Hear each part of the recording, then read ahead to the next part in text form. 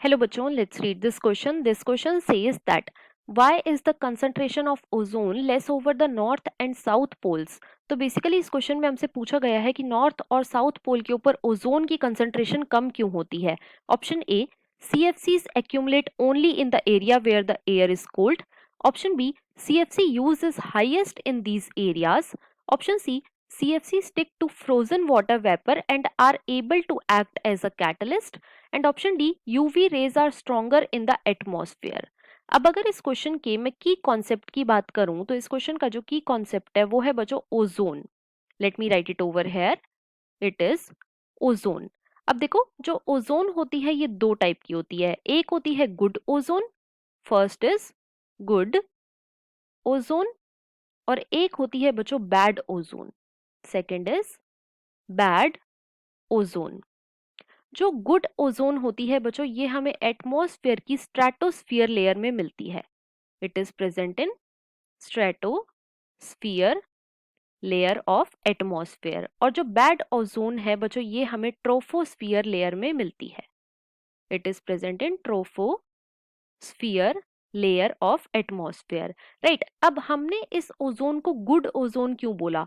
हमने इस ओजोन को गुड ओजोन इसलिए बोला क्योंकि ये हमें सन की हार्मफुल यूवी रेज से प्रोटेक्ट करती है.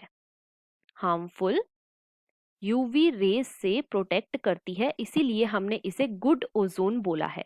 राइट. अब देखो हुआ क्या कि टाइम के साथ साथ पॉल्यूशन जो है वो बच्चों बढ़ने लग गया. पॉल्यूशन इंक्रीज हुआ, और क्योंकि पॉल्यूशन इंक्रीज हुआ तो एटमॉस्फेयर के अंदर पॉल्यूटेंट्स जो हैं उनकी कॉन्सेंट्रेशन भी इंक्रीज हो गई. पॉल्यूटेंट कॉन्सेंट्रेशन इंक्रीज हो गई. राइट. पॉल्यूटेंट्स की अगर मैं एग्जांपल की बात करूं तो इसके एग्जांपल हो गए हमारे क्लोरोफ्लोरोकार्बन्स, जिनकी शॉर्ट फॉर्म है CFCs, या फिर N2O. और क्योंकि पॉल्यूटेंट की कॉन्सेंट्रेशन इंक्रीज हुई तो बच्चों ये पॉल्यूटेंट क्या करते हैं, ये मेनली ओजोन की कंसंट्रेशन को डिक्रीज कर देते हैं. ओजोन की कंसंट्रेशन को डिक्रीज कर देते हैं. और जैसे ही ओजोन की कंसंट्रेशन डिक्रीज होएगी तो जो हमारी ओजोन लेयर है जो कि स्ट्रेटोस्फियर में प्रेजेंट है उसकी थिनिंग हो जाएगी. और इसकी थिनिंग की वजह से क्या होगा, ओजोन लेयर जो है वो डिप्लीट होनी शुरू हो जाएगी.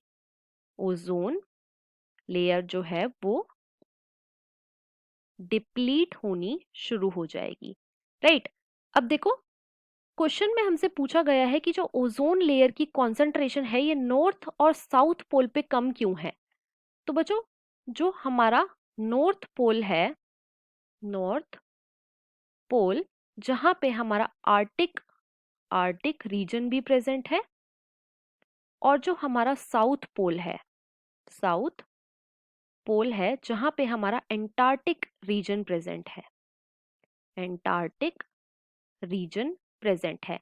इन रीजन में क्या होता है कि जो टेम्परेचर होता है वो काफी ज्यादा कम होता है.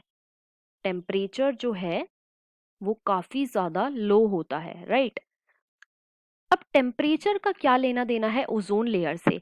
तो बच्चों ऐसी गैसेस जो कि क्लोरीन कंटेन करती हैं ये क्या करती हैं, ये बच्चों लिबरेट करती हैं chlorine as a free radical. Right. और क्लोरीन कंटेनिंग गैसेस क्या हुई, जैसे कि हमारी CFCs हुई. ये CFCs क्या करती हैं, ये क्लोरीन फ्री रेडिकल को रिलीज करती हैं. ये क्लोरीन फ्री रेडिकल क्या करता है, ये ओजोन के साथ कंबाइन हो जाता है और एक अनस्टेबल क्लोरीन और ऑक्सीजन का मॉलिक्यूल बनता है, और O2 जो है वो लिबरेट आउट होती है. अब ये जो क्लोरीन और ऑक्सीजन का मॉलिक्यूल बना है जो कि अनस्टेबल है, ये दोबारा से रिएक्ट करेगा विद द नेसेंट ऑक्सीजन, और बच्चों एक क्लोरीन फ्री रेडिकल दोबारा से बन जाएगा. राइट. अब ये फ्री रेडिकल दोबारा से ओजोन के साथ रिएक्ट करेगा और ओजोन के मॉलिक्यूल्स को डिप्लीट करता जाएगा. तो यहाँ पे क्या हुआ है, यहाँ पे क्लोरीन ने ओजोन के मॉलिक्यूल के साथ रिएक्ट करा और ओजोन का जो मॉलिक्यूल है वो डिप्लीट होना शुरू हो गया. राइट. अब यहाँ पे क्या होता है कि जो ये रिएक्शन हो रही है इस रिएक्शन को फेवर करता है हमारा लो टेम्परेचर.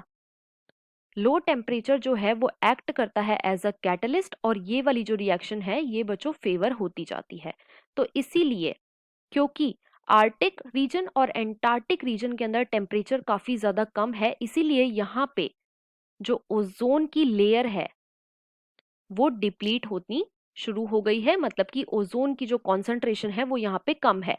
आपने सुना भी होगा, जो फर्स्ट टाइम ओजोन होल जो है, ओजोन जो होल है ये फर्स्ट टाइम डिस्कवर करा गया था एंटार्क्टिक रीजन के अंदर।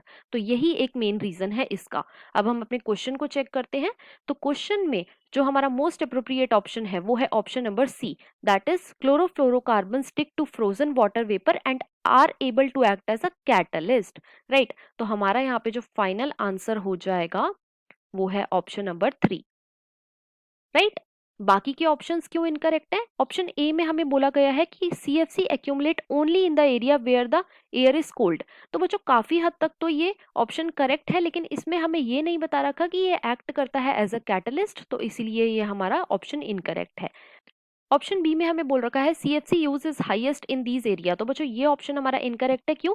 क्योंकि जो क्लोरोफ्लोरोकार्बन है वो डेवलपिंग कंट्रीज में काफी ज्यादा यूज करे जाते हैं, कि रेफ्रिजरेटर में इनका यूज होता है। तो लेकिन वहां पे जो ओजोन की कंसंट्रेशन है वो इतनी कम नहीं है। क्यों? क्योंकि वहां का जो टेम्परेचर है बच्चों वो नॉर्मल होता है, वो इतना ज्यादा कम नहीं होता। तो इसीलिए हमारा बी ऑप्शन इनकरेक्ट हो जाएगा। ऑप्शन डी में हमें बोल रखा है UV rays are stronger in the atmosphere. तो बच्चों ये ऑप्शन भी हमारा इनकरेक्ट है। तो हमारा यहाँ पे जो फाइनल आंसर है वो है option number C. I hope you understood it well. Best of luck.